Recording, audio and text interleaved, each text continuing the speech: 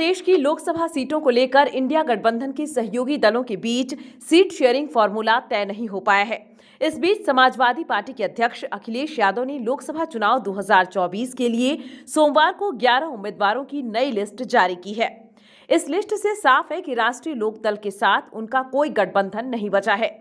यह वो सीटें हैं जिनको सपा गठबंधन के तहत आरएलडी को देने वाली थी।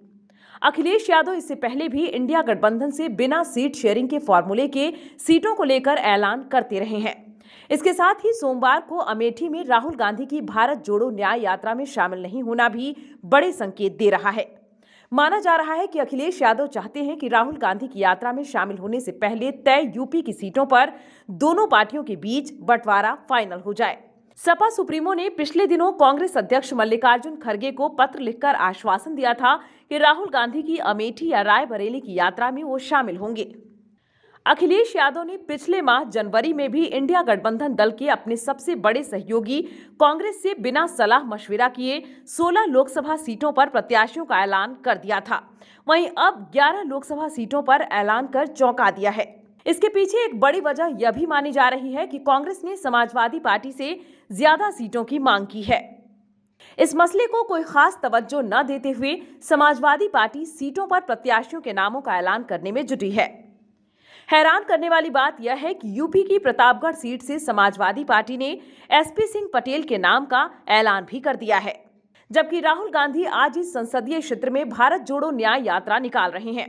अमेठी यात्रा में समाजवादी पार्टी चीफ के शामिल होने की पूरी संभावना थी, लेकिन वह नहीं हुए। सियासी जानकारों का मानना है कि यूपी में सपा अपना दबदबा कांग्रेस को इस तरह से दिखाना चाह रही है। सीट शेयरिंग के मुद्दे पर समाजवादी पार्टी कांग्रेस को बता देना चाहती है कि यहां पर उसका पूरा दबदबा है। यूपी विधानसभा चुनाव 2022 में समाजवादी पार्टी को 403 सीटों में से 111 सीटों पर जीत हासिल हुई थी, जबकि कांग्रेस को मात्र 2 सीट पर ही विजय मिली थी। वहीं बहुजन समाज पार्टी सिर्फ 1 सीट पर ही जीत पाई थी। इससे साफ नजर आ रहा है कि समाजवादी पार्टी विधानसभा चुनाव 2002 में अकेली ऐसी पार्टी थी जिसने बीजेपी को कड़ी टक्कर दी थी। इंडिया गठबंधन के सीट शेयरिंग मुद्दे को लेकर मामला यहां भी फंसा है कि यूपी की 80 लोकसभा सीटों में से 2019 के चुनावों में समाजवादी पार्टी मात्र 5 सीट जीत पाई थी, लेकिन 2024 के चुनाव में वह 65 सीट गठबंधन के नाते मांग रही है।